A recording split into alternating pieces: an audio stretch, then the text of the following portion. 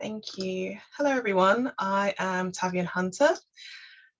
I'm the Library and Archive Manager of the Stuart Hall Library at Inova, and I'm really excited for tonight's reading group on the Testimonies of the History of Jamaica, which will be led by Daniella Rose King and Zakiya McKenzie. So this reading group is part of our research network program called Archipelagos in Reverse, and it brings together 6 research associates who are curators, writers, researchers, and designers who have been nominated by partner institutions, including Lux, After All, Stuart Hall Foundation, Tate, and TRAIN, which is the Research Centre for Transnational Art, Identity and Nation. The network serves as an opportunity for all the associates to share their ongoing research in dialogue with others through a series of conversations and close study sessions of reading, watching and listening with the collections at the Stuart Hall Library. And this library is a specialist research collection on contemporary visual art and culture, predominantly by artists of Indigenous, African, Asian, Caribbean and Latin American descent. So this reading group follows on from a visit that the associates took earlier on this month, the Chelsea Psychic Gardens, which is one of the oldest botanical gardens in the UK, which explores, they kind of went there to actually explore the links with the Caribbean, herbalism and kind of colonial bioprospecting. So I'm looking forward to delving a bit further into Daniela's research through reading Zakiya's work on this kind of historical fiction that explores the environmental kind of catastrophes produced by colonization in the Caribbean, or specifically Jamaica. So just before I hand over, I'm just going to give both of you a warm welcome by reading the shorter versions of your biographies. So Daniella Rose King is a curator and writer concerned with the artistic practices of the Caribbean diaspora, with a particular focus on feminist readings of the transatlantic geographies and their histories of extraction. She has curated exhibitions and publication projects that addresses concerns at the intersection of Black geographic thought, feminism, and the environment. She's currently the adjunct curator for Caribbean diasporic art at the Hyundai Tate Research Centre for Transnational, where she worked closely with the curatorial teams at Tate Modern and Tate Britain. And Zakiya McKenzie is a PhD candidate for the Lever Hume Trust supported Caribbean Literacy Heritage Project at the University of Exeter, researching Black British journalism in the post-war period. Zakiya is a writer and storyteller and regularly leads nature, art and writing workshops, including one on Caribbean storytelling for primary schools. So thank you both for being here today, and I'm going to pass over.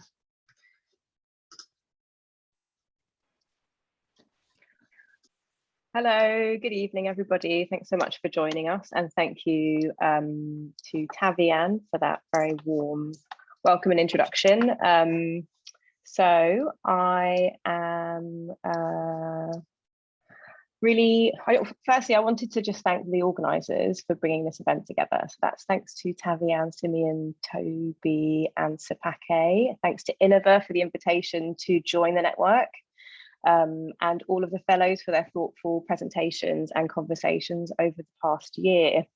So I'm really delighted to be in conversation with Zakiya today about her work and specifically about Testimonies on the History of Jamaica, Volume 1, and how it provides a lens through which to think about the intersecting histories of botany and chattel slavery, the transformation of ecologies of the Western Hemisphere from the point of colonization to now, and of making space for subaltern voices, histories and practices to emerge through this work of historical fiction. I'm a huge fan of the work and was really delighted when Zakiya said yes to the invitation. But to summarize, or sorry, even just to take a few steps back to kind of contextualize the setting for this reading group and a little bit about the visit to the Chelsea Physic Gardens earlier this month. I started out this research project kind of set out to explore, much like the way that research works, it's kind of can be circuitous and meandering, and it has been for me. But I started looking at the example of Tituba, and I found her through a work of historical fiction, which was Maurice Conde's incredible novel I, Tituba, Black Witch of Salem. And I was really trying to think about her narrative as one that speaks to histories of Indigenous and African herbalism and spiritualisms, and sort of kind of subaltern epistemologies, and her forced movement throughout the Americas, getting caught up in the witch hunts of the 1600s and the trials, and the kind of criminalization, denigration and debasement of women and nature, and their sort of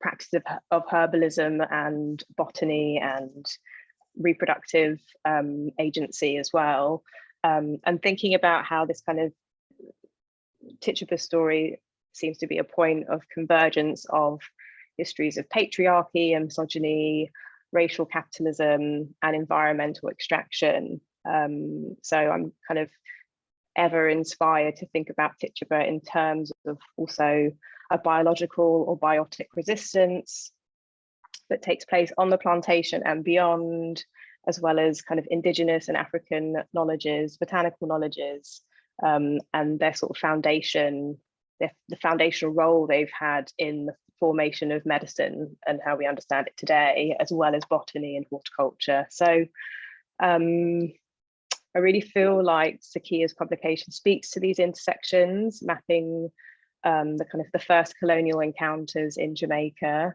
and giving voice to Black and Indigenous knowledges and the role they have played in the foundation of botany, horticulture, and medicine, not to mention their forced and extracted labour and livelihoods, and her rich descriptions of plant life, the Jamaican landscape, the deities and gods that are connected to them.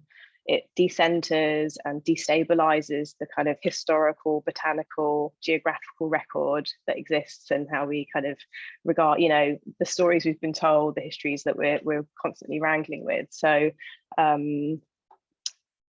yeah, that's how I got to the text and why I thought it'd be such an incredible opportunity to hear from the author and to read the text, you know, in the group. So I wonder if Zakiya, if you'd like to respond to anything or offer a bit of an introduction to the pamphlet, perhaps. Sure. Hi. Thank you. Thanks for having me. Great to see everyone here. Thanks so much. So I wrote this kind of because I moved to the UK. I feel like I've told the story many times, but it's important to say that I was born here, but I was raised in Jamaica. So I had all my primary and secondary education was in Jamaica. And so I learned a history on that side of the Atlantic. And then I moved back to England as an adult now. So but in 2014, and then I began to learn a new side of the history of the same history, actually, being told through different voices, or quite often the story in Jamaica is the same story that we heard, you know, or it was filtered through in many different ways.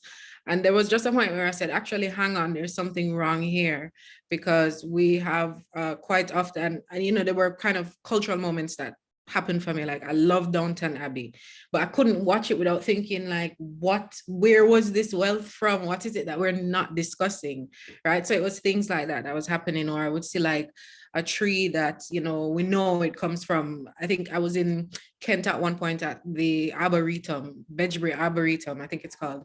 And there's a monkey puzzle tree. Now, monkey puzzle is a South African tree, and it was big and grand and beautiful, but very old.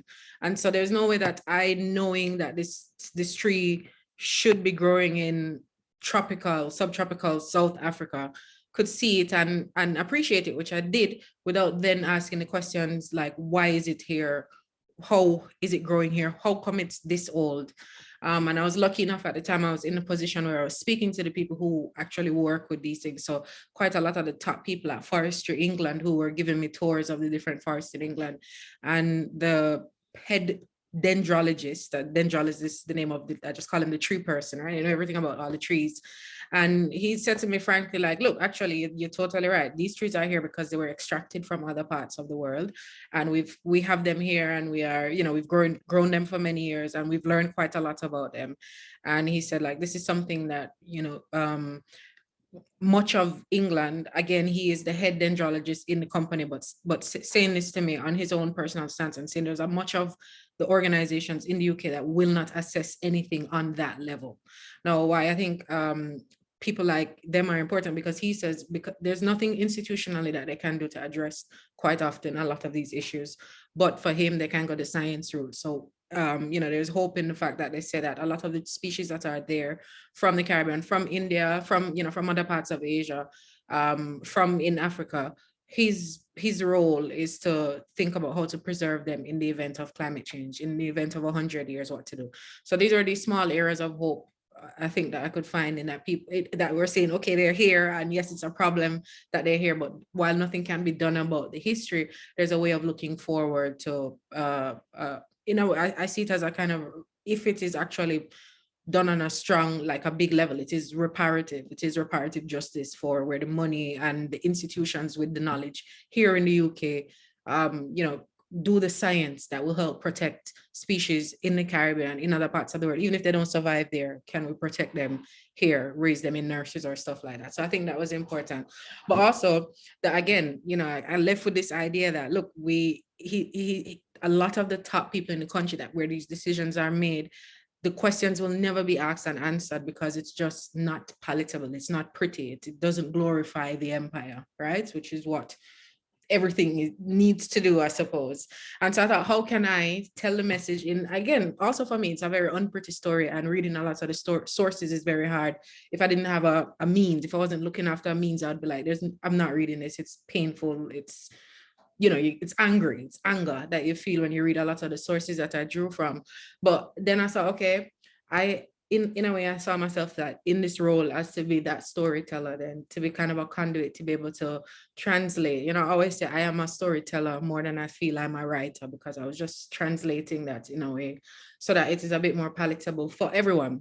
So for people from the Caribbean who again, the history in the Caribbean is very tainted. There's a lot of connections I made when I came here of things that I thought, like, no one told me that the national tree of Jamaica is so important because it was used to build all the best slave ships. Like, no one told me that. And now it's depleted in the Caribbean. So questions like that. So I wrote it for people in the Caribbean to have that history. And also it is a historical fiction. So it really does give you a history of the English invasion and a little bit about the Spanish history of Jamaica.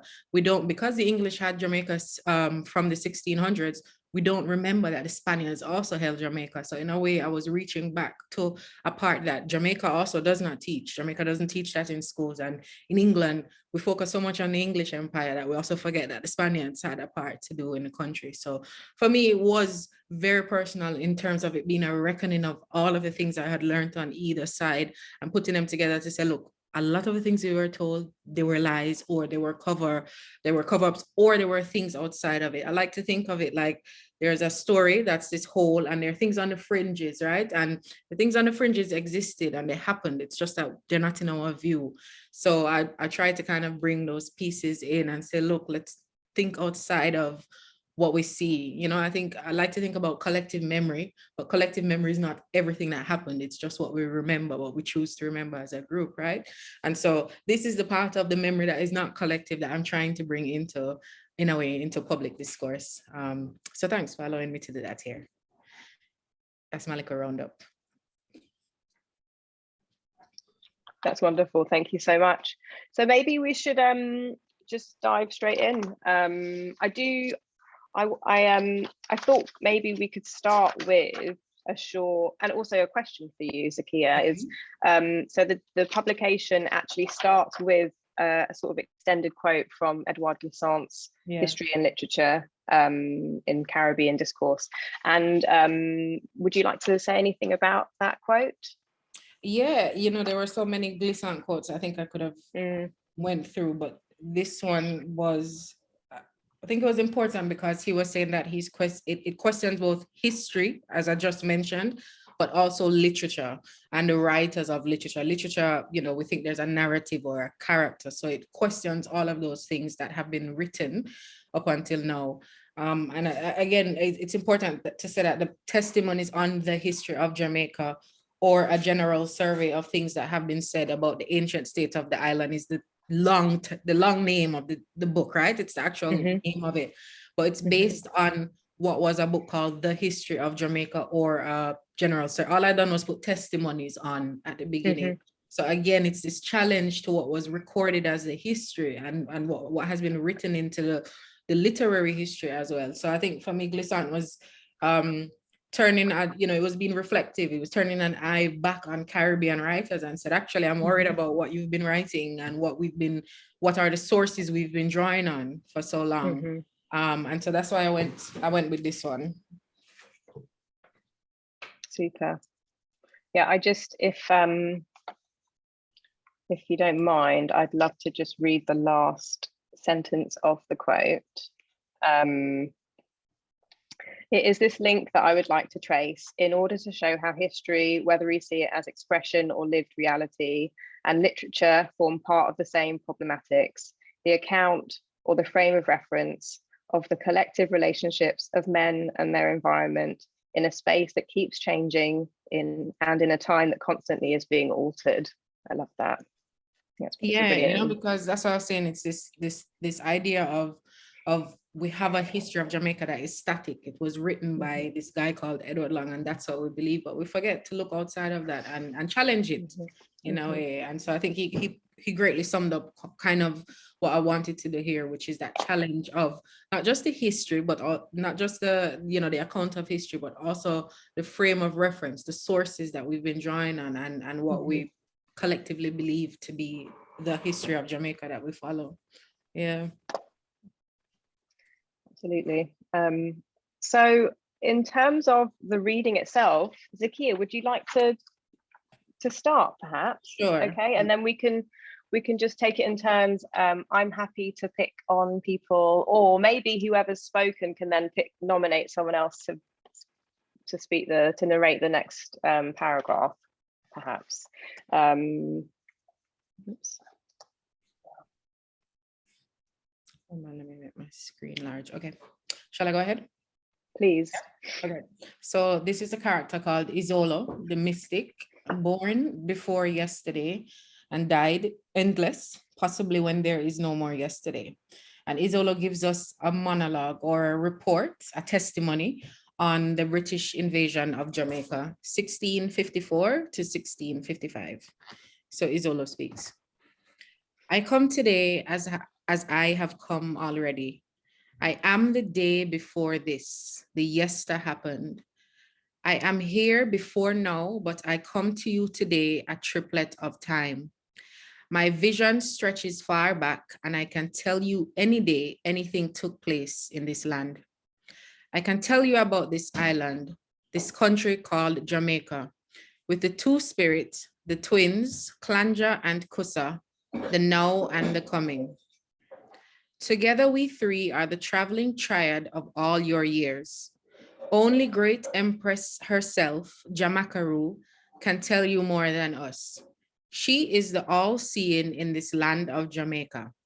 She is the stalk that stands high and sees all with the sight of 1,000,000 eyes.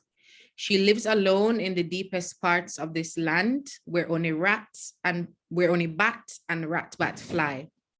As long as she eats and plants, we shall carry on traveling through her land.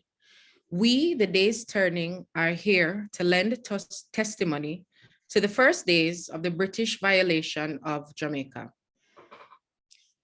Jojo, close the door. Go in there, please.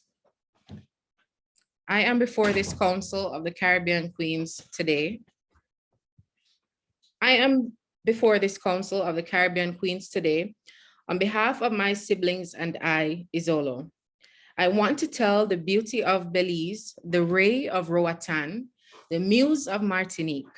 I want to tell all you leaders of the land in here today that I love you. With all the Caribbean lands have been through, our queens have not left us alone. As we continue to endure never-ending days of addressing the history of every single country in this region that endured the burden of colonialism, I want to tell you here in the High Chamber, the mother keepers of this region, that we will make it right and give our honest testimony to the gods on what unfolded in Jamaica. Can I keep going? Yeah.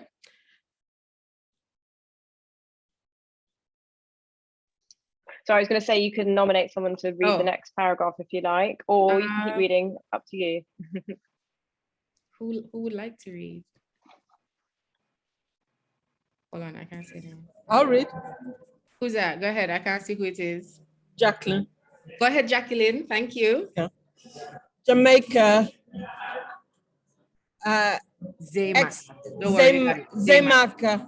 Zemak was a beautiful island of luxurious nature. Zemak is the original name in the Arawak language of Taino. Don't worry, you got it. Taino people, land of wood and water.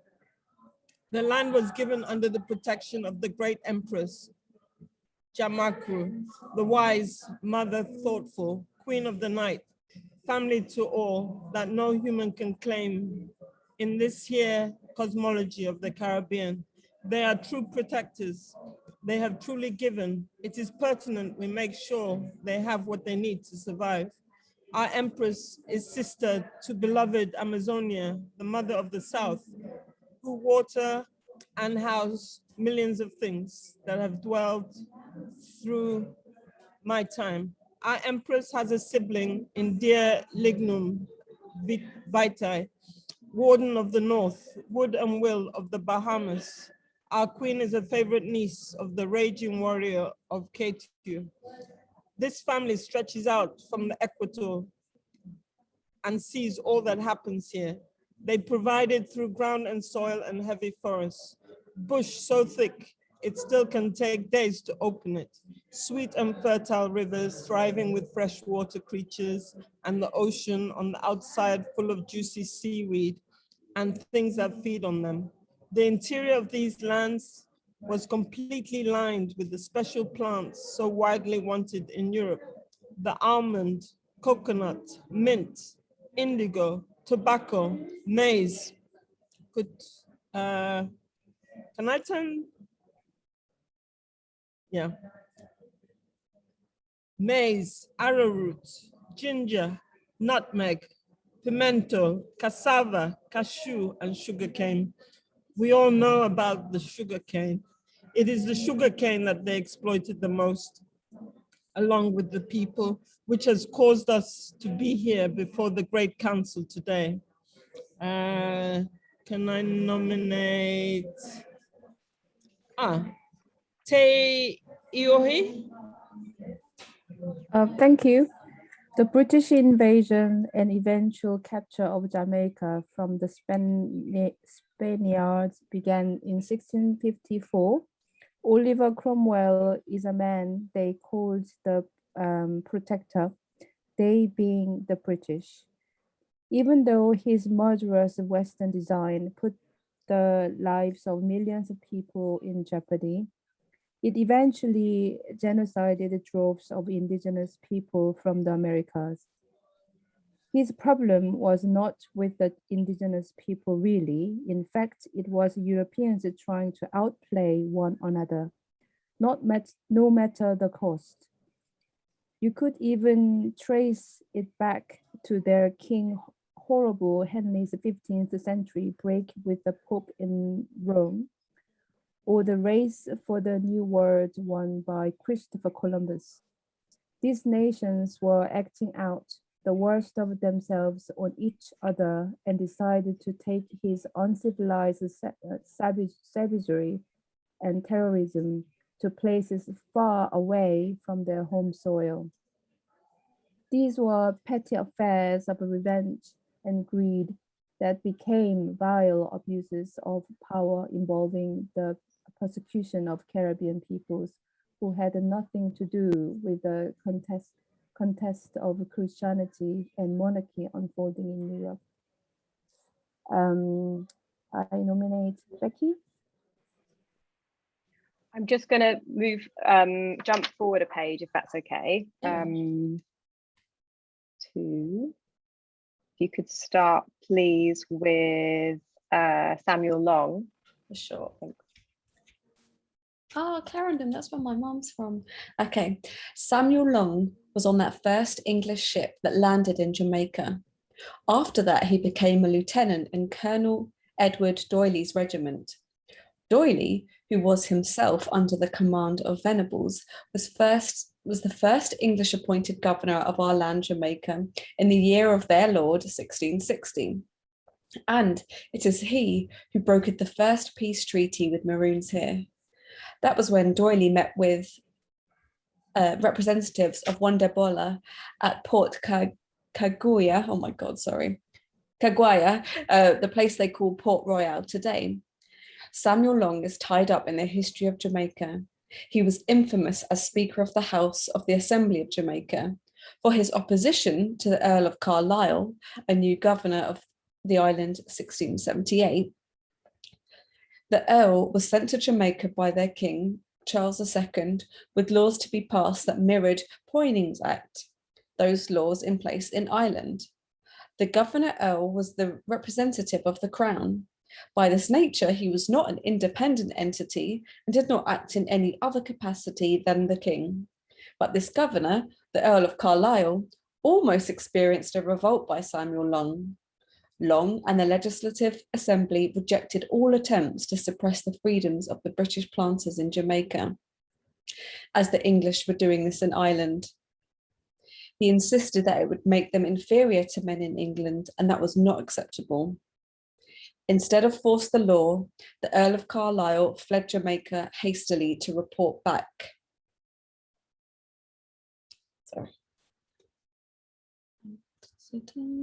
Report back to their king, and surely with a bad taste in his mouth from Samuel Long. But Long and another of the first slavers, Colonel Beeston, also set out for England, where they were heard by the king, who eventually reinstated the right of Jamaica to largely control its own revenue and affairs. Long and Beeston returned to the colony as heroes for the slavers. The fight in these days was always between colonials in our old world, their new world, and what they saw as the heavy hand of a faraway ruler. Even absentee planters were to be out of favour with those that endured the Caribbean, and the local slavers like Samuel Long made sure to tax those who left their plantations in other people's hands while they lived fat in Britain. These plantations were always seen as too loosely restricted and were characterised as hotbeds of unruliness. Meanwhile, the Earl refused to return to Jamaica after being defeated by Beeston and Long. So Charles II appointed the famous privateer, Sir Henry Morgan, to act as a lieutenant governor. Pirate Henry Morgan's exploits are famous, and we, the spirits that act in the endless and timeless shadows of this land, recognise the stench of an offering through him. No matter where in the world it is thrown, we accept all these sacrifices, but we sometimes throw bitter realities to the offerer, who throws us this drink because bitterness for Morgan is what is in the balance.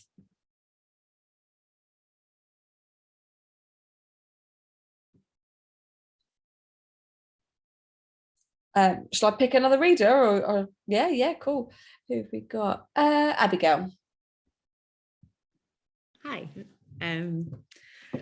Samuel Long was one of these first adventurers who left behind a life in England to make war against his fellow white man in other parts of the world. When that ended, they enslaved hundreds of thousands of African people and those born in this Caribbean land. What the slavers did was by no means innocent adventure. It was a savagery that cannot be compared to anything else in the human or the animal kingdoms. I, Izolo, have seen nothing like it until they came to Zemaka, brutish beings who could not see that civilization is sustained by creation and connection, not by intended destruction and knavery. My brother, Anansi, I have strayed from discussing the invasion, but I assure you that the lungs of Jamaica are a big part of the reason why we are all here. It is true that they would have needed their own hearing, a session for themselves.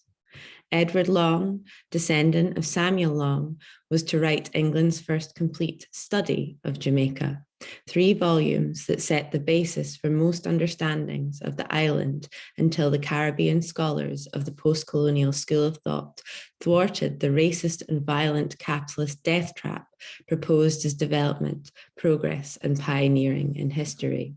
He was a racist. They all were at the time.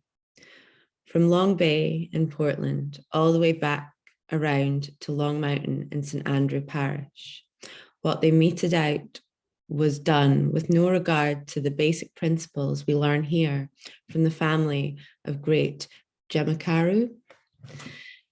It was meant to be aggressive and so turned out to be regressive for the majority of those on the receiving end.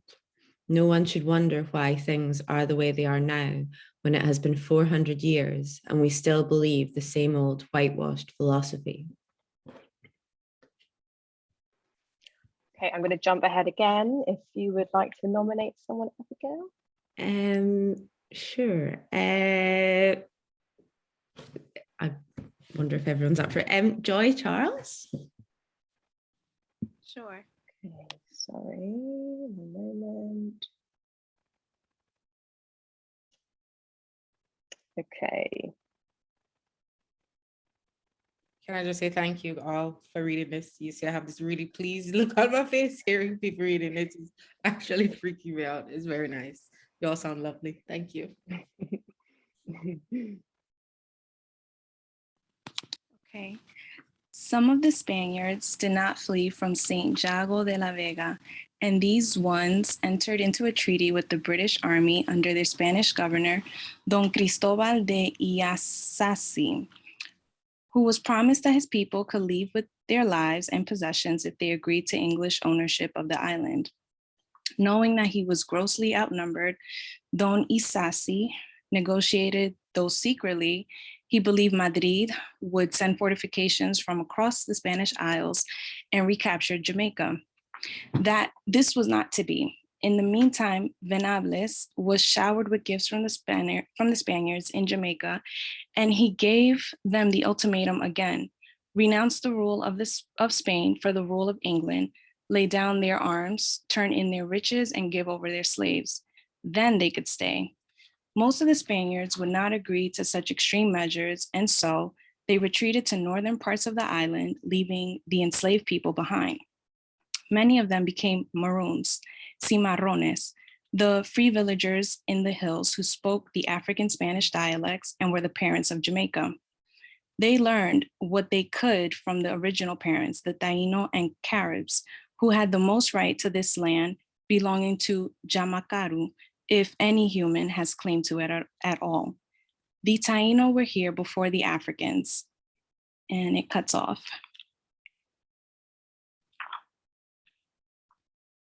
And the Jamaicans, and it was still Jamaica when they flourished. But then the white people caused every single problem that eventually came to the land, from poisoning of the seas, deforestation of the woods, and the flowing megalitris of blood of enslaved people, soaking the ground so thick that no rum poured in libation has yet been able to drown its dye. Jamaica was the home of the first people. The Spanish stole it from the island ancestors, and their heritage is almost completely erased. It is a crying shame the people have no clue of this birthright, because an evil intruder has cut the cord.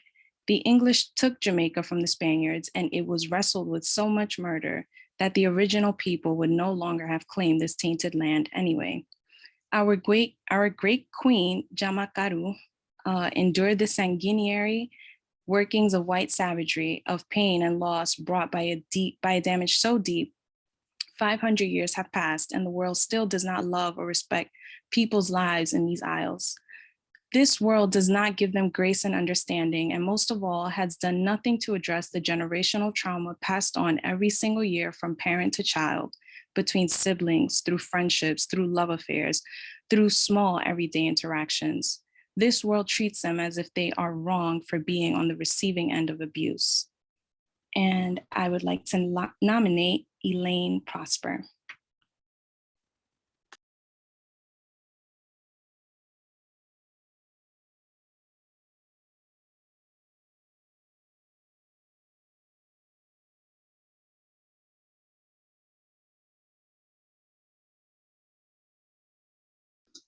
Okay. How about Carla Broccoli? The softness and sweetness arrest these people. They cannot accept their rights to be loved, to be treated as the most wanted and cherished son after months of winter, to be given their choice of the stars, for there are enough for all of us. These people cannot be loved, for they were taken from love and have never been brought back to its source. They have never seen the waters that stream over oars of love, have never tasted the succulent nectar which fills the body with the need to seek this same thing out because it's good. And good, even better, it was they deserve. It pains me to see that the inhabitants of Jamaica now have to work so hard to remove the sick broken in their ears, the wool before their eyes about the true nature of themselves. They do not hear the sound of this river of love that flows just for them, have lost the taste for it, have never danced to its syncopation, have not stopped to be lulled to sleep by its fantastic pouring. For how can they know that swimming in the river could pull their true nature to the surface when the trauma of hate, self-hate, was used to poison the waters they live on? It is a most horrible crime of humanity, and the council must take this true account of Isolo. I who knows, and call for the courts to charge them accused of their gross misconduct in enacting the destruction of the human race on earth in this interaction. I nominate Tayo. Oh, I have already read. Oh, but there's only two sentences left. Oh, okay. So thank you for hearing me. Empress Hamakaru and family. Give thanks for translating for us, brother and Nancy. Remember that time is longer than rope. Thank you all so much for speaking and for reading this text. So that is the last, that's the end of the first chapter, which is the sort of testimony of Isolo. I wondered if, Zakiya, you wanted to add anything now that we've read it. I have some questions, and if anyone else has any remarks or comments or questions, now might be a good time before we then move on to the next testimony. Yeah, just for context, Isolo is the Zulu word for yesterday. So Isolo in this here is a demigod, I suppose, who is a part of, as we heard, he says he's a part of the, or he, we don't know actually, you know, there's kind of genderless in this, a part of a triplets called Kusa and Klanja, and which are also short for Namklanji and Kusasa, which is today and yes, today and the future. So Isolo is one of those characters that will more than likely come back in future testimonies as either the other forms, as he says, as one of the other twins, one of the other triplets, the present or the future, to talk about it. So it's kind of time traveling, time shifting, and has seen everything that has happened in Jamaica, and tends to be really, I suppose, as a demigod, is really stoic and kind of, in a way, all seen in if Anansi is leading the proceedings, he's this character is kind of on the same level as the character leading the proceedings of these testimonies. should I take the questions? I know CJ has a question and Tavian has a question. Let's go with CJ. Greetings, Jack. Can you hear me? I can hear you very well, friend. How are you? Not too bad, thanks. Yeah, I've got a copy of this book. I've read some of it for you, but I think it's just watching other people engage with this text. Like, were you watching Game of Thrones when you wrote this? Like, it's wild because I'm Jamaican and I know I'm watching people butcher the words, but it's just they don't know, like they're speaking patois and they don't know right now. Well, And I mean, it's very surreal. Yeah, I mean, it's like I said, I had tears in my eyes, guys. I was like really emotional listening to you read it. You know, I don't know if Game of Thrones directly came in, but actually 2019 is when I got into Game of Thrones. So I got into it right before the last season, and I watched all of it straight up to season 9. So it possibly was still flowing in my head, but I wouldn't say there was a direct, but probably because I was kind of just into it.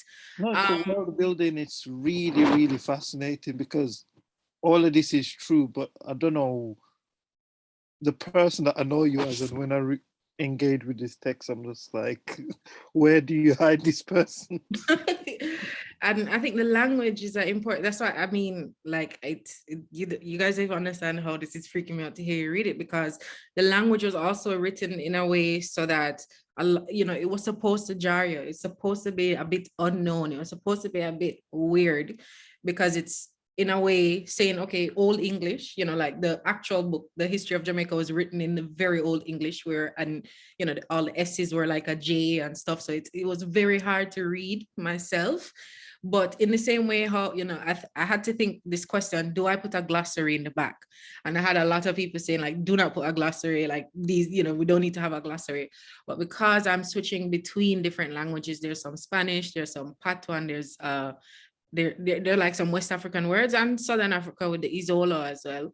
So I thought to show exactly the richness or how many cultures went into the making of this thing, or who was a part of it, you know, so the language is a way. And I tell you, like the second chapter, which I don't know if we're going to get into it, like I butcher that chapter because it's a bunch of Spanish words. I do not speak Spanish, like I have very basic hi, how are you, right?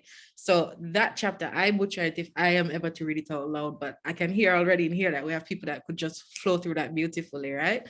So the language was supposed to confuse you and throw you off and make you almost say like, I don't want to read it, but I tried to make the story hot enough that you're like, no, I have to finish reading it, and then, you know, there's a glossary to help and stuff like that. Yes. So thanks. All right, thank you. Thank you. Asking that one. I know Tavian. So you know that. Oh, sorry. Oh, sorry. Go ahead, Jackie. I think it might be a. Yeah. You've. Is there a strong voice for the Arawak as well?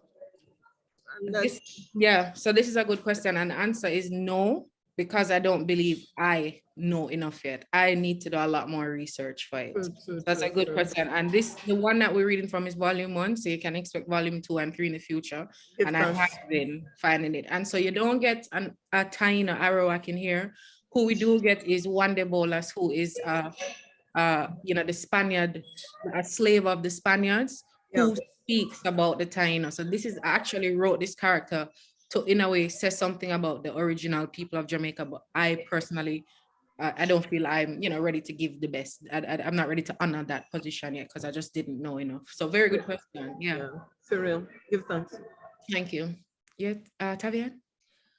Yeah, I would just think it's more of a comment than actually a question. I do think it's really important to have those kind of original, you know, place names and having the language so poignant in the text. I think it's really early on, there was a line that says that we all know about, you know, the sugarcane and all the kind of other kind of plantations that were there. And the one that kind of stuck out to me was indigo, because we've been having a lot of researchers that's come into the library who want to know more about the kind of indigo plantations and how that's been between the UK and Jamaica specifically, and just really a thought to put out there that there are researchers who are looking into it right now. There's not a lot of research, but it's something that's being done. So if there's anything you might know further on that, it'd be good to know. Yeah, so actually, if these people are, because I thought during the writing of this, I thought that indigo wasn't in Jamaica anymore.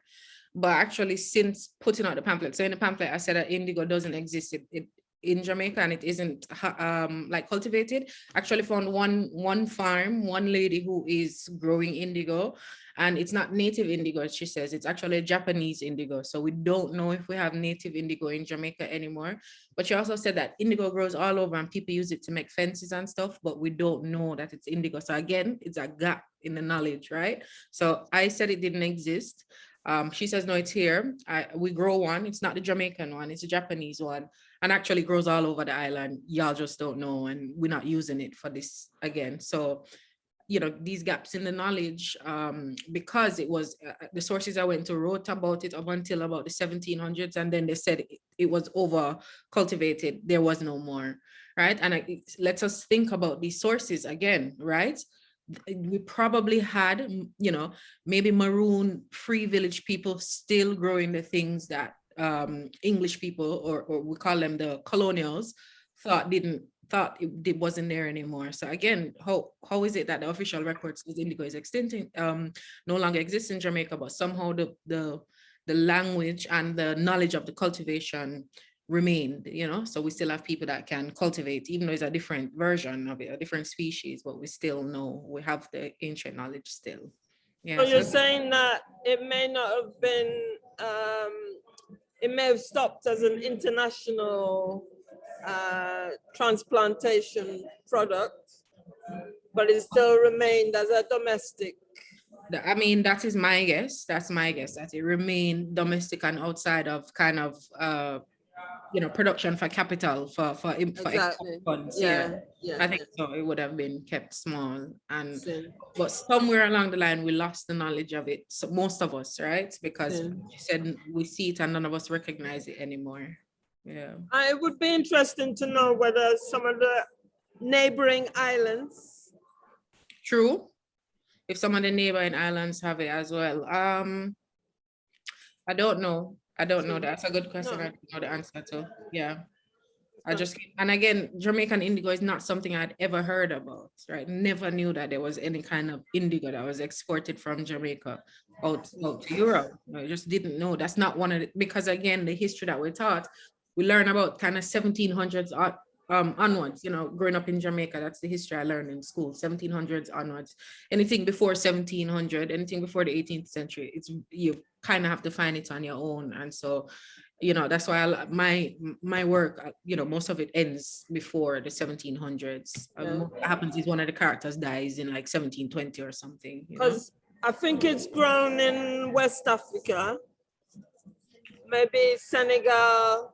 Right. These are the countries that yeah. So whether it came over with enforced slavery and thing, or whether it was like originally indigenous to Yes. I will check that out. Actually, it's a good question.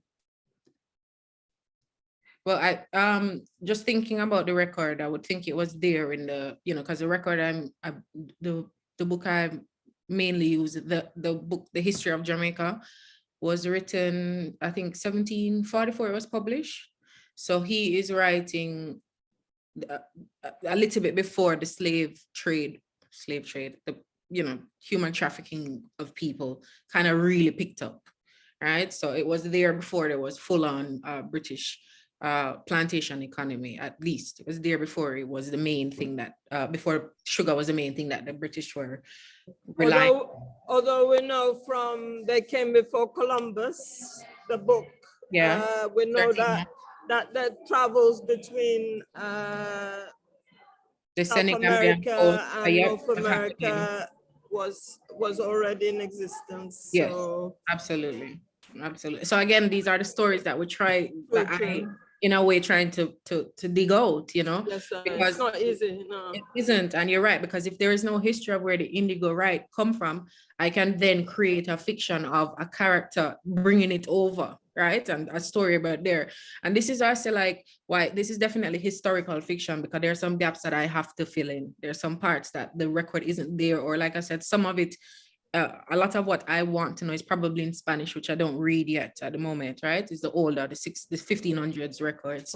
So, and so I'm, really interested in this genre of historical fiction as a way to fill in the gaps and to teach us or help us come to terms with it, because it's a loss, like we don't know, and we have to come to terms with it in a way, and maybe through stories is a way where we can blend the myth, because it's myth, right? We're not so sure, the myth and the lore, the folklore, with the historical fact. So, and I definitely write this in a way for us to feel proud, for people to feel proud of a history and understand their history much more, so there's that for sure. And not ignoring the fact that we don't know where some of these things come from, and we don't have the long history that was written. Yeah, because I remember like an elder from I think she grew up like in Harlem or somewhere. She studied with Catherine Dunham, who studied like indigenous dances. Yeah. And she gave me a book to read on slavery, and it was a matriarchy, multi-generational book. And then after I gave it back to her, she said, how did you find the book? And I told her, and she said, okay, what you said happened, but it wasn't in the book. So what I read triggered some lost memory. Okay. That came up. Wow, yeah. And she said it was accurate. Wow. But it wasn't actually written in the book. It was written, yeah. So the role of storytelling is absolutely more than we can maybe even perceive. Absolutely. Yeah, thank you. I see CJ again. Yeah, adding to what this lady has said. Jacqueline, yeah. Jacqueline, sorry, yeah. There's something really bizarre about this book, because you start painting images in your head that you've never seen before. And I don't know if it's witchcraft or juju, or because our history is rooted in like oral history, as opposed to books are a new phenomenon. Like, we are not forgetting that English is a very beguiling language. And I think this is why I can't get enough of this text, because I'm being forced to confront memories that are not mine. And this is what I find. Like, what resources do you need to carry on this sort of research? Because I think with my filmmaking hat on, it's something I really want to have a conversation with you about, because this is some really haunting work. It like is hearing other people recite the words. I'm just like, yes, this can have a life on screen. Sources, like I said, the main, I have it over there, should I brought theirs? It's just this big ass fat book called The History of Jamaica, and that was my main source. So I really started with the one source, and from there, if there was a topic I wanted to learn more about, then I would find whatever else was kind of written around then. And I'm not being funny when I say everything that was written after that book comes from that book. Like the character said it, until about the 1920s, 1930s, everything about the history of Jamaica came from this one text. So there was this question of, do you write about this one text? I think that is a mode. Do you write about this one text, or do we, go for the other sources? And I think in this day and age, you have to find the other sources to back up what you're saying, or to add a texture to it, add voice to it. And boy, it's the hardest thing to find them, because they are there, but they're like in the British Library and in the locations that quite often you don't want to be in those spaces experiencing reading those books, but we can't talk, because there are some sources, for this type of work. I think Edward Long who wrote The History of Jamaica, right? So Edward Long, who Isolo spoke about the Long family, this is a true story of the Long family being in Jamaica on the first ships that landed with the English, and then 200 years later, Edward Long writing the book that becomes the cornerstone of Jamaican history until the 1900s almost. So that's the first, and it's unfortunately all the Caribbeans seem to have either one or a few of these, and they weren't even historians, and honestly they weren't even like environmentalists either. I feel like they feel like tweets. They feel like they're their tweets of that day, because nothing's accurate, and it's become the cornerstone of our whole little island. Yes, it's really, really bizarre, but it's you getting into the head of these characters that I can't get my head around. Like, you have to unpack that for us. So the characters I can say were probably in my head a long time. Parts of the character, definitely the last character, because I probably see that as an extension of me or the women I know, or like this is me imagining if I was back in those times. And I think there's all the classic Harriet Tubman and the Nanny of the Maroons in there, and the Tituba as well. There's a classic, all of them, the Venus, the primordial mother. I think there's a classic, even Ursula, like Ursula from Little Mermaid, right? Even Ursula is there, the kind of brashness, the kind of like don't care. So I think that one is just how I imagine, like if I was a badass woman, how I would be in the 1700s. And then the other voice of Wande Bola, that one just came again from the question Jackie asked. I knew that there needed to be an indigenous voice, but I wasn't ready to write it yet. So I needed, how could I get closer to that? And it was writing the Spanish speaking character, or the Spanish Jamaican character, which also, again, this is, this character, the Spanish speaking character, he is the one that for the most part is speaking to other Jamaicans and saying like, we messed this up ourselves in a way. So, I definitely needed, not that the pamphlet needed to be balanced, but I needed it to be critical, as I am, of both Britain, the British Empire, and Jamaica, post-colonial Jamaica, right? And so the second character, Wande Bola, actually in the book here, we have Wande Sheba, who speaks about Wande Bola and stuff, who were actually the first two recorded Maroons in history. So they are the first two Maroons, and they were first recorded by the Spaniards and then written. So the first two written in history, we should say, in all of the world, it was these two. And again, you don't learn about them in Jamaica much, right? We have a mountain named after one, a river named after Wande Bolas, but Wande Seras, again, never heard of him until I read Edward Long's History of Jamaica. Never, but first one in all of history recorded, names written down by Europeans, right? Saying, oh, we have these, we need to catch these ones. Once we catch them, we get them. And then once you get one group, it says, oh, these are our savages. They're hunting the other ones. And so I needed to say something about that, because the records are there of Europeans saying we have on our side now the Maroons from here, and they are more savage than we could ever be in capturing the other Maroons, in capturing other Black people, right? I needed to have a sort of, like I said, it's not to be balanced. I needed to, in a way, put my own views, but also a critique on behalf of Jamaica to what happened, the ugly parts of the history that we don't want to address. So Wande Bola, in his part, this is a Spanish-speaking character, or Wande Sheba we hear from, who speaks about his brother, Wande Bola. And he's, the whole thing is, how could you sell me out? Because once you sold us out, once you tried to kill me, that is when, and in history, that is effectively when the British got Jamaica. It's when these two escaped ex-slaves turned Maroons. They were both on the side of the Spaniards. Danya Sisi, who I think Joy read so beautifully, Danya Sisi. They were both, they had their allegiance to him, but soon enough, Wande Bola switched sides to the British and went to kill Wande Sheba, Wande Seras in real life, in Wande Sheba in my book.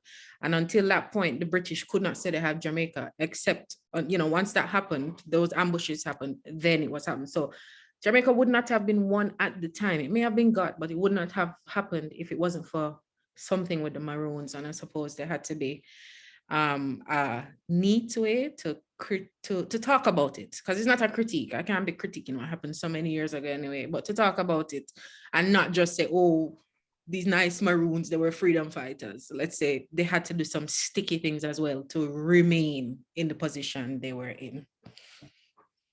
Thanks. So this is a very timely, this reading, given the recent visits and movements towards a different kind of independence. Yep.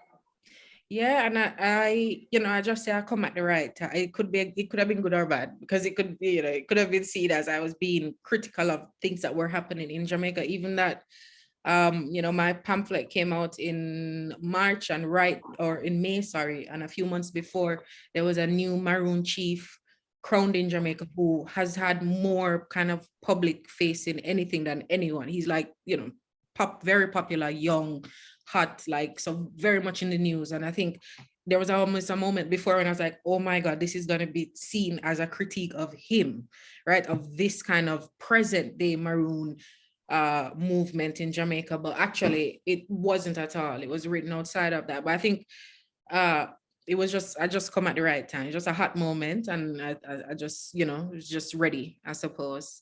It just dropped good. Tavian? Yeah, I was just going to say, kind of going back to CJ's point on that whole idea of history rooted in, oral history, and the kind of need for you, apart from this one text written, by Edward Long, and the kind of need to have to go to, the British Library or other sources outside of Jamaica to actually, write this historical fiction. I'm quite interested to know about if there was any sort of archives, whether or not it's like text or kind of, voice oral kind of recordings that in Jamaica at the moment. So the long book is at the library at the university in University of the West Indies in Mona too. So because one of my aunties said to me, like, she read it in the library as well many years ago. So you can access the Edward Long. I don't know if it's the original or it must be some really old ones, because it's not something you can kind of check out. Like, they put you in a special connections at the university. In terms of nowadays there are a couple, I would say there are more cultural groups trying to. So we have these, I know there's like a Taino village where you can go and you stay, you go on a day trip or you stay for a while and you get the experience of as much as the group thinks. The Taino lived in Jamaica. So again, this is it's an archive in a way. It's a collection of it's a knowledge base that people go to live through, to get the experience and wear the clothes, learn the music, the food, the production. So there's that, and you have a few other, because you have also one that does it in Maroon Land called the Chromanti experience. These are, again, I think these are nowadays people recognizing the need for this sort of thing, and so doing that type of thing. I'm trying to think of like written or for written things, it's often the fiction, it's often like the historical fiction, right? And filmmaking and that type of thing, not much of it. That's not because people don't want it. Mostly it's because they don't have the funding. They don't have the money, they don't have the resources to do it, I would say. Britain plays a big role in that. Britain plays a big role in making sure that nothing. Have you ever seen a British film about the Caribbean? Like, it's recently, they've only ever made a TV series, and it was about the uprising, but they stay very well clear of that subject. And they make a lot of period dramas, so read between the lines. Yeah, I mean, yeah, that's true. There are a lot of period dramas, and like I said, I would love to see the period drama of what was happening on the other side of downtown. I would love to see something that spoke about both things, or the crumbling of the estate and why and honestly, I think we might see someone, just because of the moment that we're in, and I hate to say it, it's pretty on the money for these things to be explored, and unfortunately it's not the people that want to do it or probably can do it the best that will be able to make the media about it. And but maybe we're in a time where we keep on pushing for stuff like this and we make our own, you know. And I suppose this, in a way, the pamphlet is because I just didn't, and I was so angry. I was like, there's nothing, you know. I went to this school and they had the, you know, like the principal boards and the famous students, and they had like famous students from 1490 odd, right? And like Guy Fawkes was on the board, and I was like, Guy Fawkes, you remember 5th of November, like you can't trace that, far, right? I was like, do you know what happens if I trace that far? Do you know where I end up if I trace back to 1700s and all of that, which I recently have done, right? As another thing, I have access to the records through my university, right? If it wasn't for my university, I would not know how to access these documents, where I've been able, I think I've gone back to 1820 at this point, which is my grandfather's great-grandfather or his grandfather, I think it is. So, but at some point we stopped. We cannot go any further there because the person is listed, the ancestor. So the mother of my grandfather's grandfather is just listed as an adult maroon with a surname, which tells me, or, you know, because there's no father listed, it says it's probably the child of a mulatto or something like that, right? So at some point it stops. Anyway, you're lucky if you can go further than that. So how we even write the story, CJ, like how we even tell the story, like, you know, but that's the thing, this is where your talent comes in, because this is not normal writing. Like, I remember the first time I received the book, I was just like, is this fiction? I didn't even know what I was reading, but I read it in one go because it just hoovered up your mind. And I was struggling to read during lockdown, and there's just this strange, because the thing is, when you grow up in Jamaica, you do not learn a single thing about Jamaica. And it's one of the criminal acts of colonialism. It's just, you get an elite education, you get an elite maths, science, what would you say, tertiary education? If you make it there, but most people not making it. Yeah, well, like we got a relatively good education, and you come to 16, and if you don't have any money, you're screwed. Yeah. And then you have this very, very highly educated island on a very, very, just enough to work in a factory that don't exist out there. Yeah, yeah, and I mean, you have to be off the island to learn about the island, which don't make sense. Yes, and I think in a way this is why it's almost like I am, like I said, this pamphlet really made me think of myself as more of a storyteller or translator, or just someone who I have a talent and a skill to be able to put the story into a way that interests people. Some people, you know, not everybody, but there's a group of people who I know this kind of writing will interest. And so I suppose that's, you know, because I recognize these things, I think, you know, I will continue to, and I had no plans. I was not writing fiction. Like, this was not on the, but it's like a conviction. I was like, there's no way I can just let these stories keep being told. Like, no, that's wrong. Like, that's not how it goes. Like, I just was like, oh, like I have to get it out. Somebody else has to know this type of thing, you know? And so I believe I will keep doing that for a long time now. May I ask you a follow-up question in that regard then? Sure. So we often speak of storytelling, and there's a musical aspect of storytelling. Mm-hmm. There's the oral aspect of storytelling. There's also the dramatized aspect of storytelling, of which I sense the seeds in the work that you're doing, that this could, for sure, go into ritual, dance, have music, and oral, all coming together. Trust me, I'm very blown away to hear you say that. And you know, CJ has also said to me as well, and other friends and other people have said, stage, like, you know, honestly, it was just what came out of me. And I again didn't intend for it to be monologue, didn't even intend for it to be the kind of rhythmic that it is, but I see it now, you know, I see it now. And when people were reading a second ago, I definitely just thought, you know, I can see it on stage with people delivering it, and it was very strong, even just online, you know. So I was thinking it would be great to see it delivered in, you know, in real time. So thank you all for that. They say the power of a work begins to take a life of its own Mm-hmm. Yep. And there's certainly power in this creation. So, you know, as long as it's almost like plants even. Mm. You just nurture them and then they start growing of their own accord. Yes. Yes. So I see the connection with the plant world, you know. Yeah. Well, the seeds that came with the book. Oh yes, if you get the book in hard copy, it came with I don't have one in this one. It came with a little seed card. You can actually plant it. Yeah. Just to say that today, as I was walking, I noticed a poster of a new exhibition at the Wellcome Trust.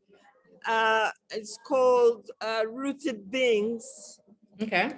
And they have a little section called Colonial Violence and Indigenous Knowledge.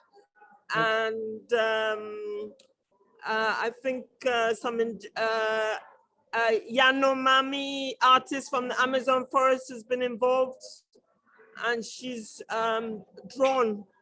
She's used the skill of drawing to tell the stories of the plants and that. But I think it's just starting, or it's just opened or something. So I don't know if anyone wants to go and see that exhibition. Thank you so much. Yeah.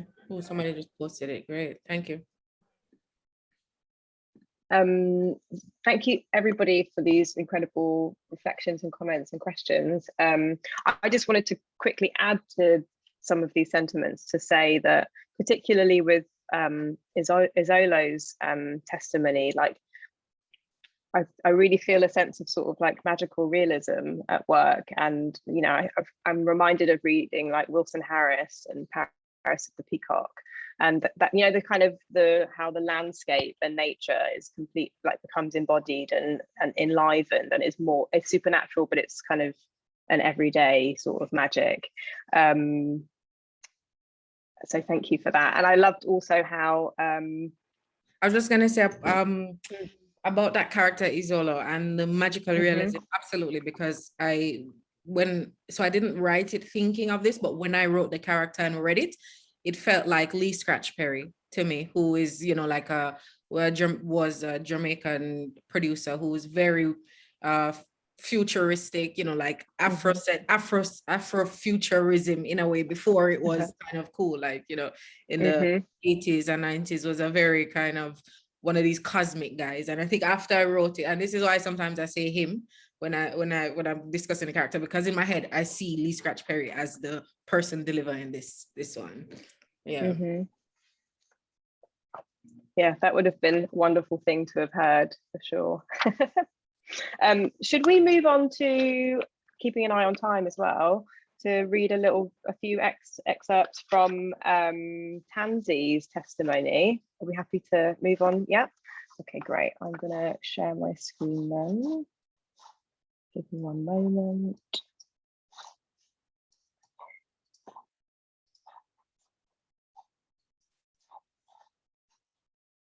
Okay.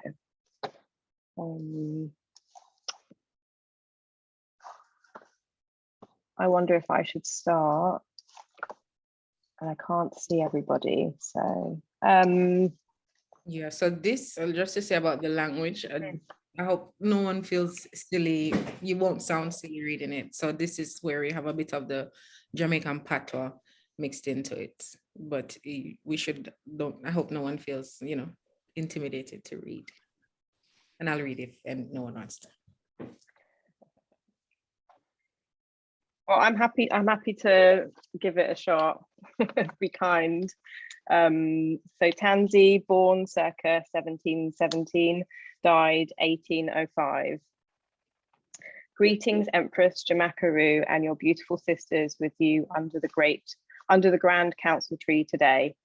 It is my honor to be able to address such a wonderful crowd. Hello, Papa and Nancy, and thank you for hearing me speak. Me come from that island one time called British Jamaica. Me never know the Spaniards in Jamaica. Me never know how English and Spanish fight for this land. Me do not know much about Taino people, so me glad to hear Elder Wande Sheba to get today. Me give thanks for him for share that testimony. We know about 1678 when British man bring enough of us to slave from Coromantee Place and Ashanti Coast. They bring enough that there was African revolt that said year and every year since. We know about the first big rebellion in 1690, which caused 400 slaves. Could you move the text up? Oh, apologies, sorry, I'm reading it from my hard copy, my bad. Here we go. Which caused 400 slaves to escape from St. Dorothy and Vere, especially from Sutton's estate. It happened in the parish they call Clarendon today. Every man, every child, every woman that could run, they run, flee towards the hills. Who don't get catched or killed, hide out in the mountains. This is where elder Wande Sheba Maroons end up after Henry Morgan hunt them down.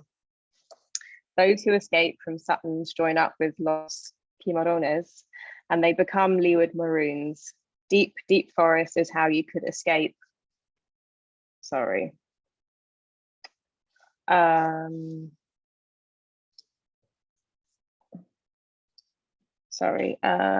It's how you could escape white people. And from the day they start bring us over here, slave run away from slave camp and throw away that title. Right. Who can I see? Tavian, would you like to take the next paragraph?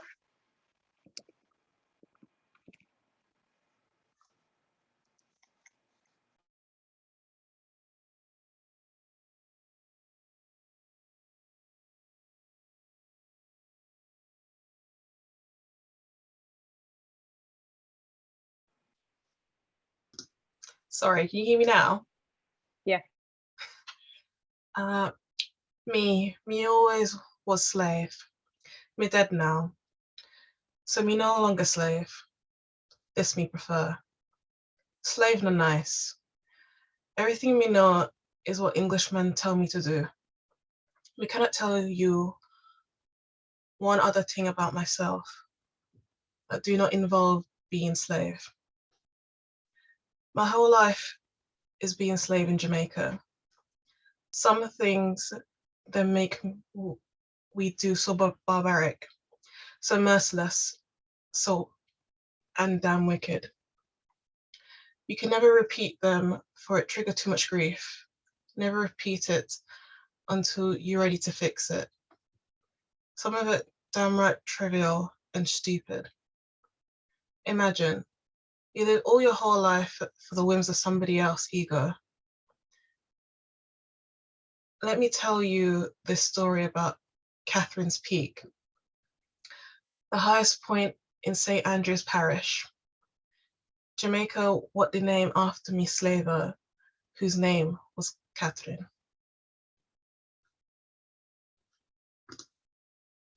I can nominate Marie Smith. Okay, my name Tansy. We walk up the hill with Miss Catherine Moore in 1760 for them to call her the first woman to top the peak. As if me is not woman, as if black women don't count, as if maroon and Taino women who live in these hills long time don't have name and don't deserve things named after them. This Miss Catherine Moore, or Catherine Long, is the great-granddaughter of Samuel Long, same Long family that Uncle Isolo tell us about a long time ago, a little while ago.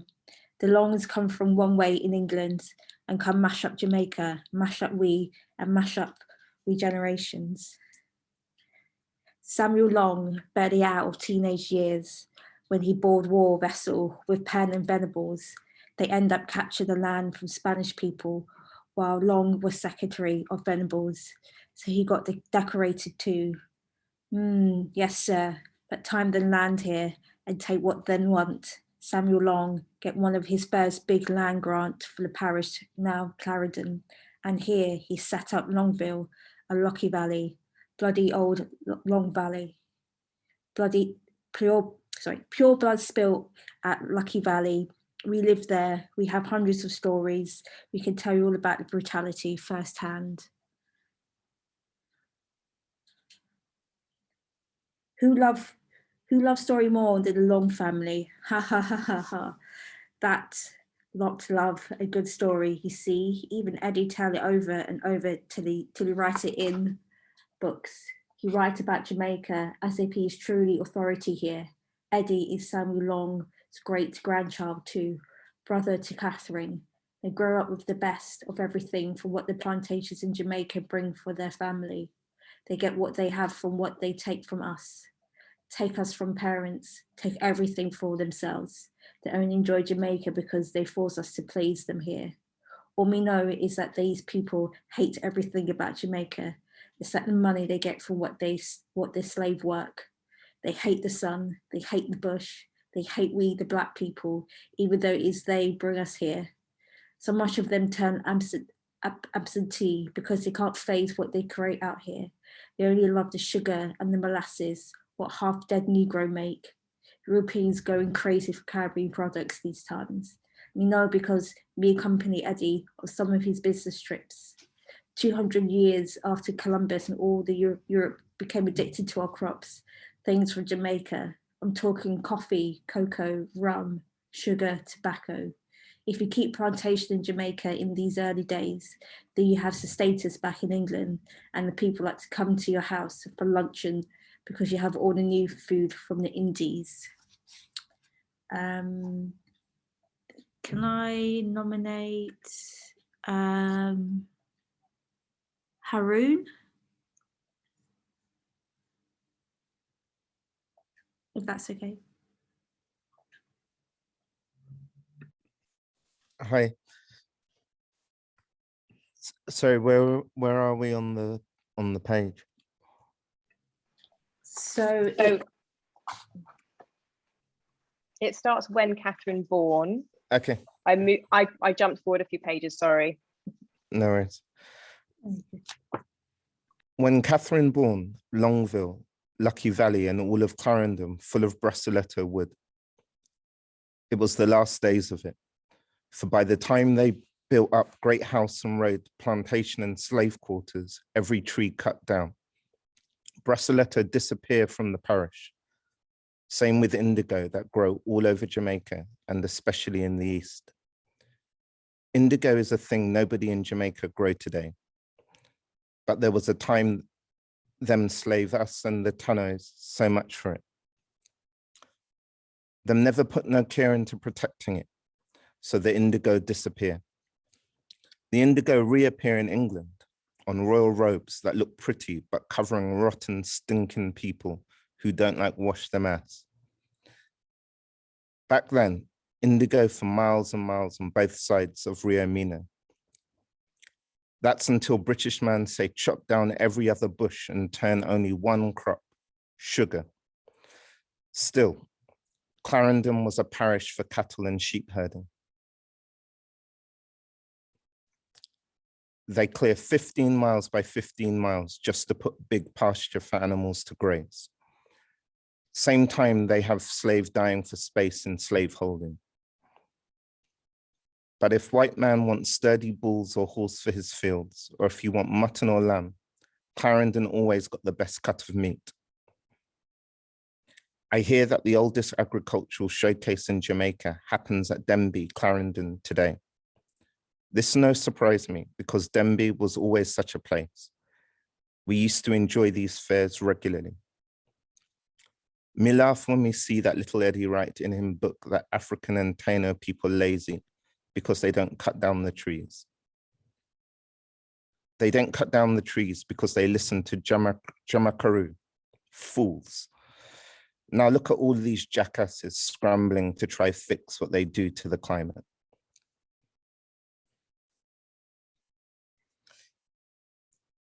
Shall I pass the mic?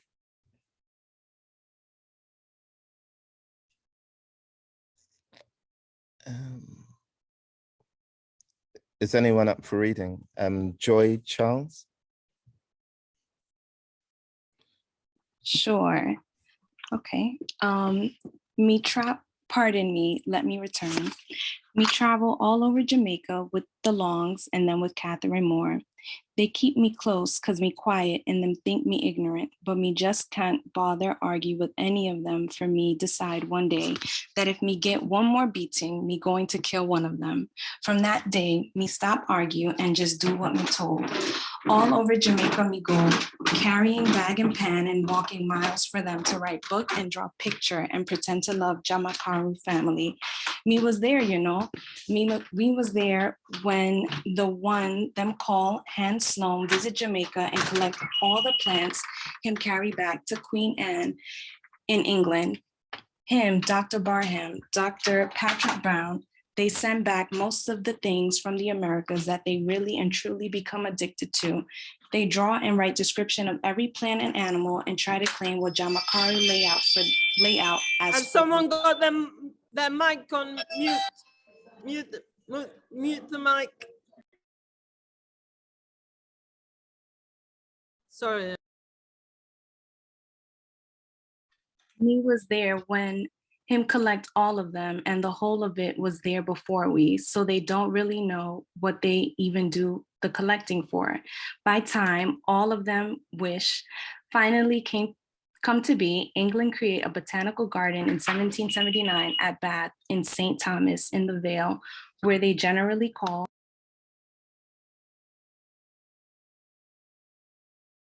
the walks, because all the white people visit the parish and walk around saying ah and ooh at the things that grow there.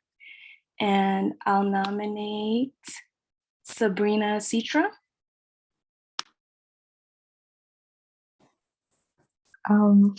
When the Moors travel, and they travel a lot, for Henry become governor of Jamaica, we get to see all about what happening in different places. In St. Andrew, by Mona Estate, there is a market that me love to visit, to see some of the new food they bring into Jamaica. I can hardly hear. Slave no get to know all these food, for they bring it in for the white people to eat.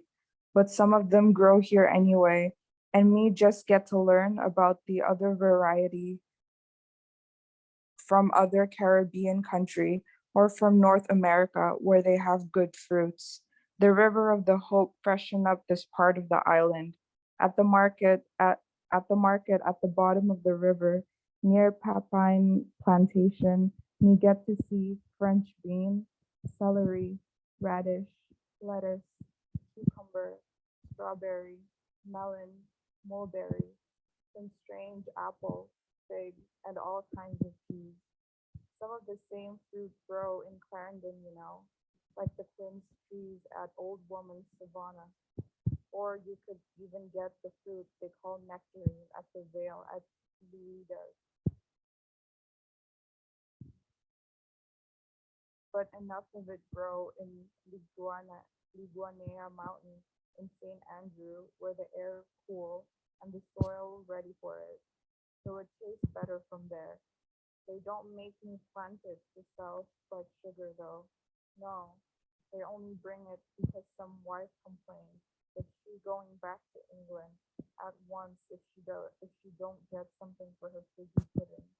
We know because me was right there with them.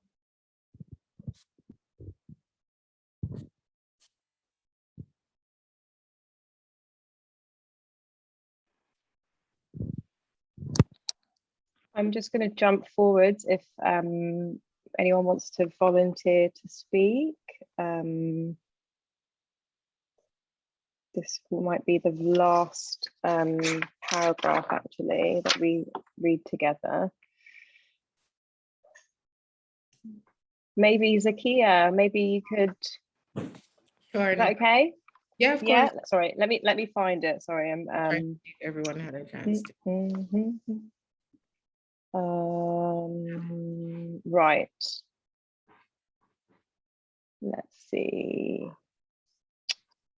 Sorry, here we go. From there is a place where you could see all of this. Yeah, okay. Okay. Sorry, my son, every time I start reading is when my son decided to come in here. Jojo, I'm just gonna start reading again, okay, hon? Just read it for you. Yeah, try to, because you haven't read. Go ahead. There is a place where you could see all of this. I wonder if you can still see all of it from here, from the place that they call Edward, from the place that Edward called Catherine Hill in his book, Catherine's Peak. From here, you could survey the ports of south of Jamaica when the fog disappears in the sun, hot at noon. If you look good enough, you'll see the Liguana Mountains, Kingston, St. Catherine, St. Dorothy, and even into the Clarendon Hills. To the west, you could see the old capital of St. Diego de la Vega and the Snake River, Cobre, glistening and slithering away to the sea. You could see the old harbor bay and the long stretches of logwood in the Carpenter's Mountain. Straight ahead, you could see the rocky path towards Port Royal, the Palacios, and even Port Royal itself, with its fortifications and the goal almost visible. It was beautiful. It was a beautiful view. Yes, ma, the best of Jaramaku. Shame they fill it with all the old cannon and ship full of slaves. Catherine Moore and her relations had her friend up there. Mr. Adams lived about half a mile from the place where them eventually named Cathy, right at the bottom of the Blue Mountain Ridge on St. Andrew's side. We used to go to luncheon up there. All right, all right. I know you would laugh.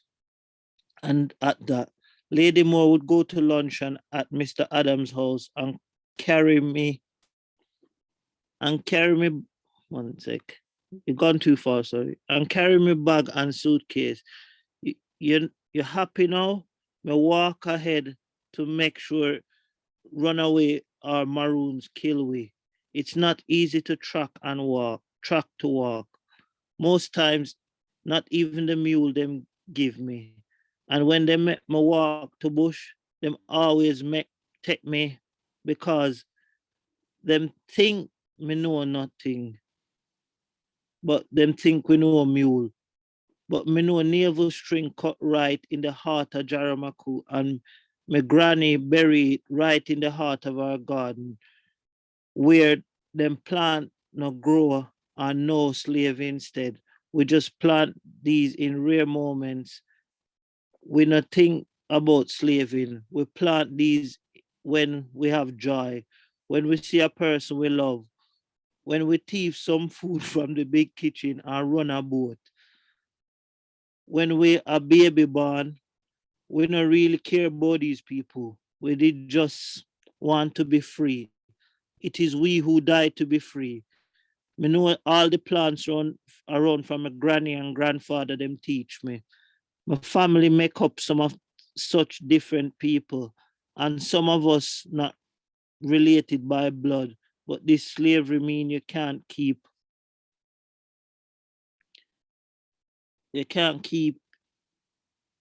your family together. How you going to do that when them don't consider we as parent, child, father, mother, brother, sister, auntie, nothing in the first place? But our network always engage with the world of this. Council of Queens, we were alive. We mash up roots and throw a shell and mark with faith in the sun and in song. Me will not say no more. No, we will not say more of that, for the network still exists. I'm a measure this council will hear from the family. Whoa. Wow. Shall I take on some? Is that there? Yeah. Shall I continue, Daniela, or we finish right there? It's totally up to you. I thought that might be a good place to stop, Yeah, but we can, yeah. I mean, happy to read this all day long. Thank you, Catherine, for that reading. Very that nice. was wild to read, man. Thank you. I'm honestly enjoying hearing it read from other people. It's the first time I've heard other people kind of read it like this. I've had like Chadwick actually recorded a bit for me before and stuff, but this is it's actually, thank you guys so much. I'm feeling it. Thank you. I had a question in the chat from Sabrina. that if it's okay to start with that one. So I put it in the chat because it was sent by private. So it says, it's about my process as a storyteller. How do you navigate the gaps in history, especially as someone who is exposed to two historical trajectories, one of Britain and one of Jamaica? How do you choose your truth when learning about history while also utilizing fiction to clarify? Good one. I think it's okay, Sabrina. It was great. I love hearing you guys read. So this is why I suppose I went historical fiction and not a historical retelling, because I realized that because there were gaps, there were things I had to make up. And so that, I suppose, is where myself as a writer actually did come in, because I had to choose which parts of the story I was going to keep in and which parts I had to make up because there was no record of them yet, or because I don't have, like I don't have the knowledge of the Taina history yet.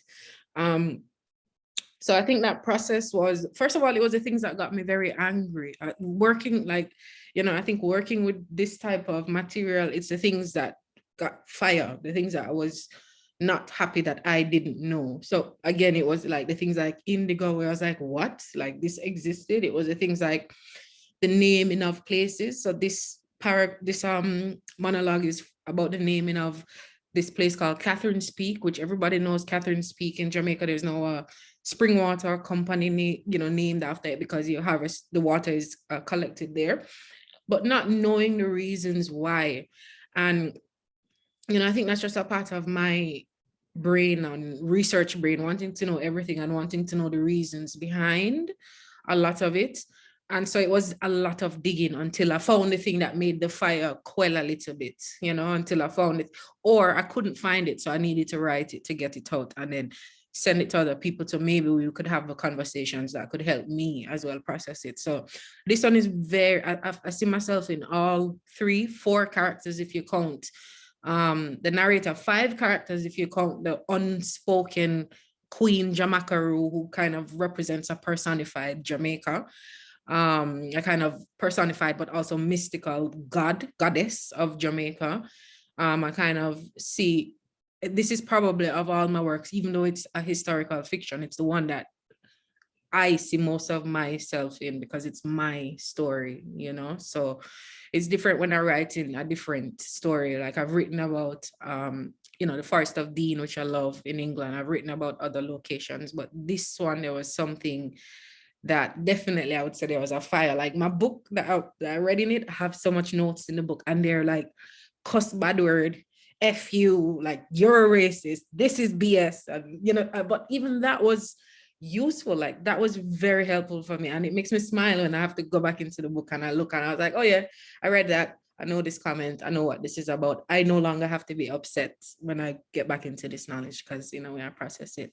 So navigating the gaps, I suppose this is where, as if I've exhausted all, everything that I'm trying to do, if I've exhausted it, then this is where I think, well, this is where your skill as a writer has to come in now, because you have to fill the gap, right? So this one is where I say I trusted myself as a writer the most, because I had to say, this part is true, but there's something missing in between, and I have to let the reader see it as true as the rest, right? Or whereas might explain that it's not, but I needed the reader to question everything, like which part is true, which part is not true, right? I needed that.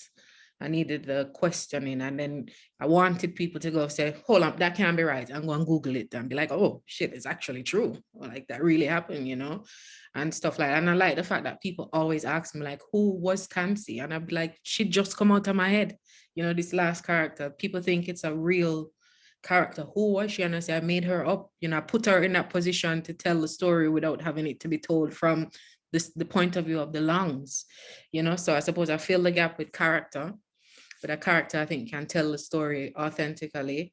And it's a good question, because I have a different essay called An Elegy for Lignum Vitae. Lignum Vitae, we mention it here, being a tree.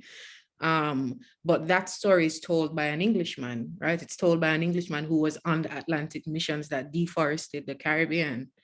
right? So I suppose I fill gap with voice in many ways, because there are no records of any Englishmen saying, oh my God, I feel so bad for what we did in the Caribbean. I feel so bad, like I was on those ships. We don't have those records. But you probably had people who weren't that happy or were doing it just for the money. We know they were, because we have the records of the anti-slavery movement, and a lot of it was led by the ship hands, right? Especially in Bristol, where I am, a lot of it, or I wouldn't say a lot of it, a lot of what got credibility, what pushed the movement, because people were all, it was the ship hands saying, this is a horrible job, this is a savage trade, right? And so I fill the gap with characters based on the fact, because I think of my characters, like I just had an exhibition of some of this work, and I brought that character, the white guy, talking about what he did. I brought it with these testimonies, and they flowed very well together. So I fill gap with voice, I think, and character. Very good question, thank you, because I never thought about it in that way before. Marie has a question as well, a question about sustainability regarding the landscape of Jamaica, landscape and people of Jamaica. If you want to tell me a little bit more about what you mean, then I can answer. Thank you. Sure.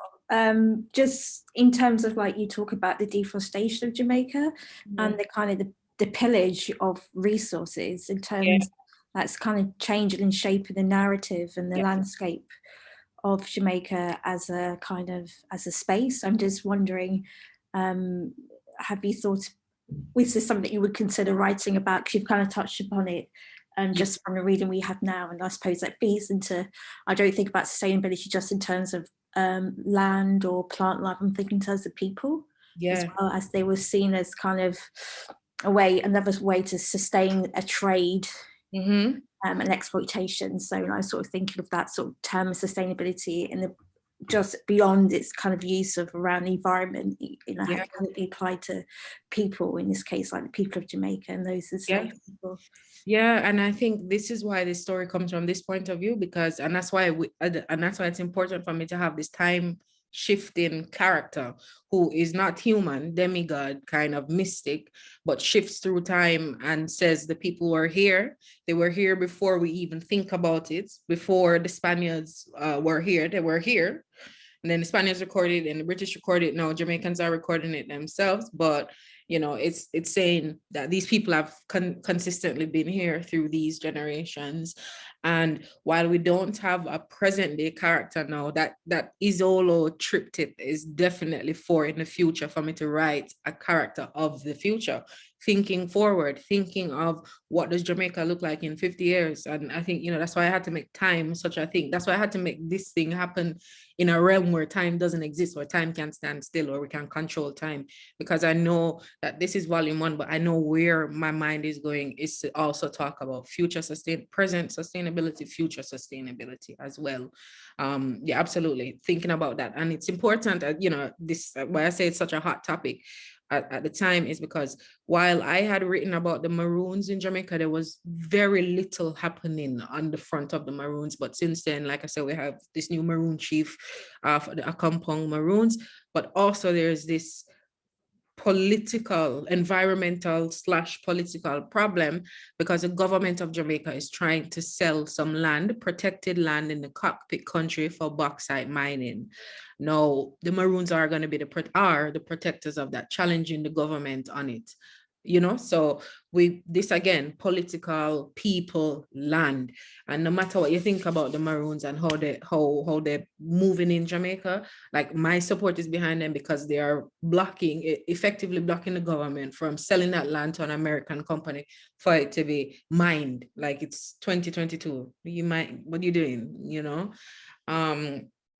So it's definitely coming, and I'm thinking about it, and I have to admit that why it was easier for me to write about history is because I know the history. I haven't been in Jamaica in 10 years. Well, I went for my grandmother's 90th, but I was only in one place, so I really haven't been around Jamaica in 10 years. So I definitely think that's the present and the future scape that I will write has to come from a bit more immersion myself.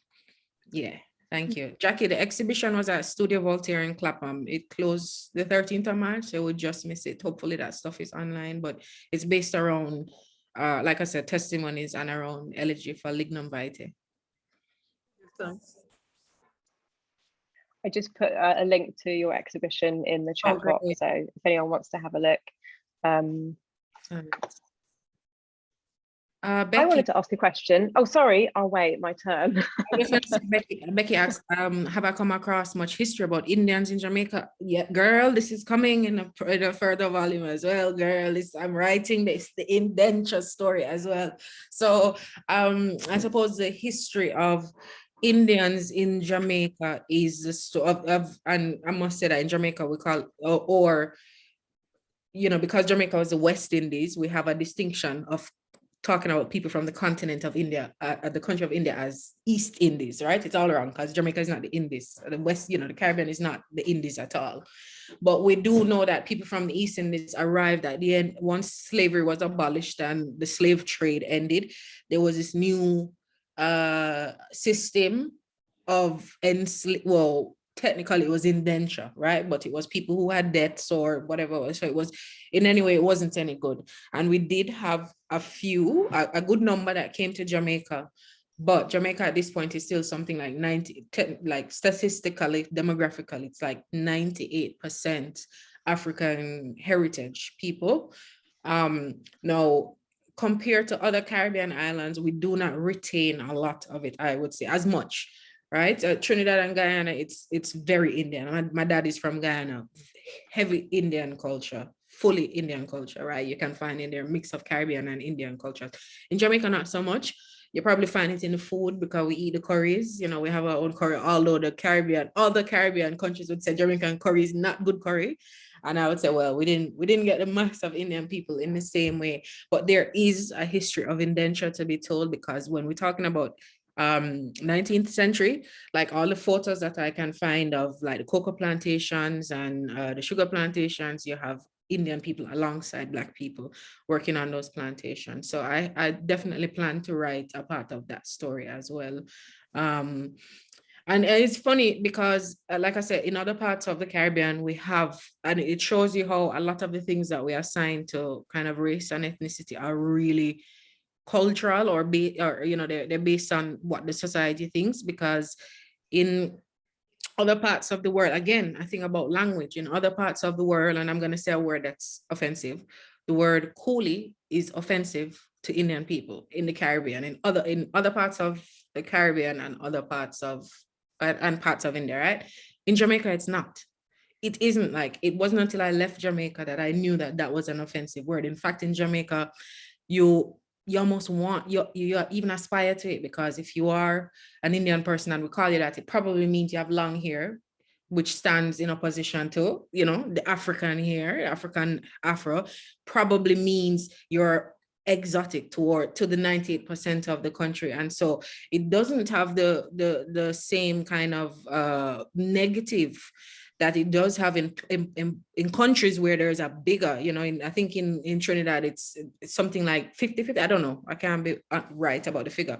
But for me, that was one of the reckonings where I was like, you know, a lot of these things that we have about race and how we treat people, it definitely just based on the society and what your society says, you know, and they're social, they're constructed, we made them up. So, but that one's coming, but it, just like the time, you know, I feel like it's something that I need to spend time with and talk to people so I can honor it and do it well, you know? Yeah. Thank you for asking that, because I have not forgotten. I definitely mean to do that. Thank you. And Daniela, do you want to ask what you wanted to ask? Because I have what I feel like is an ending question. Yeah, sure. No, just a quick follow on to that conversation actually, is to ask about how you're going about research for a testimony from the Arawak perspective, because it's particularly in the Caribbean islands, right? Like indigenous sort of histories are quite hard.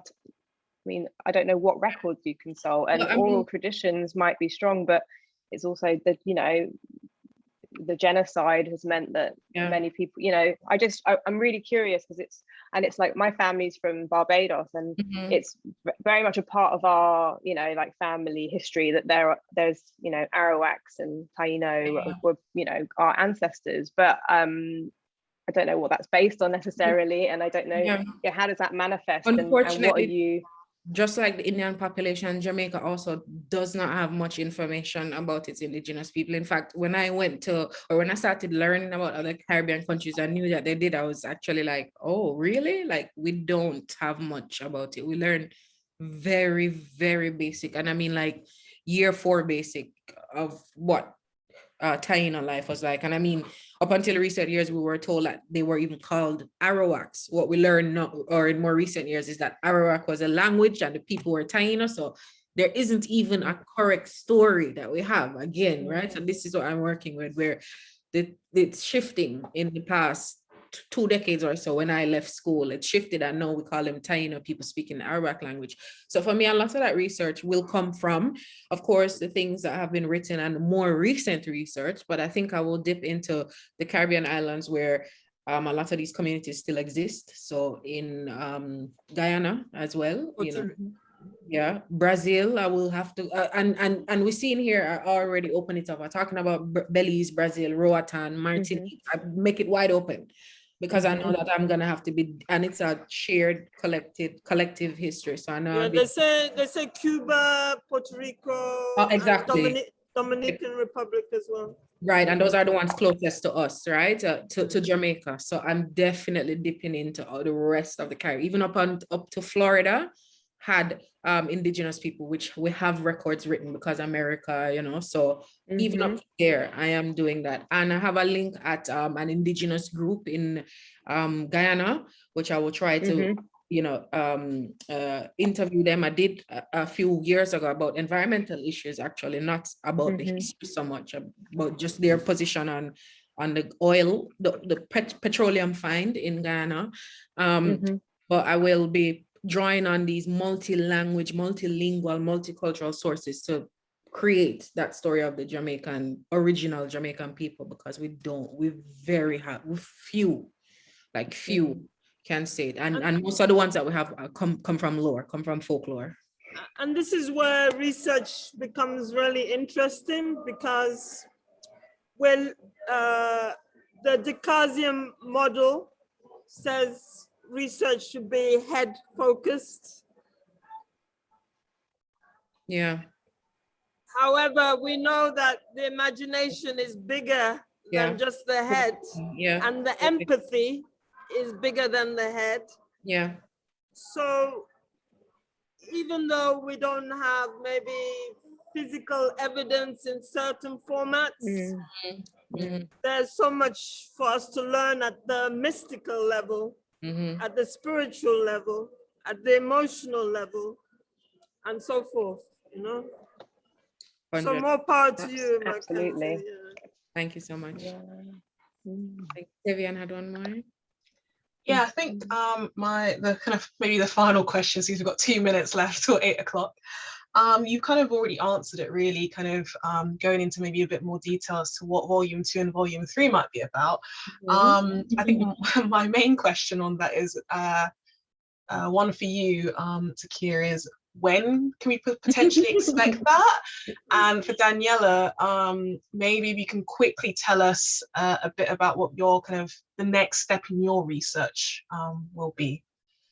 Okay, so when, because it's very quick, it's not before the end of this year, I can tell you that. I'm finishing my PhD right now, and I don't finish until August, so nothing started until then. I have quite a few notes down, but the scripts, the monologues haven't been started. So next year, more than likely, early 2024, if push comes to shove. Well, we all look forward to that. Lovely. Thank you very much for that question, Tavian. I would like to do lots of reading and research, and I'm sort of inspired by Zakiya mentioning, like, kind of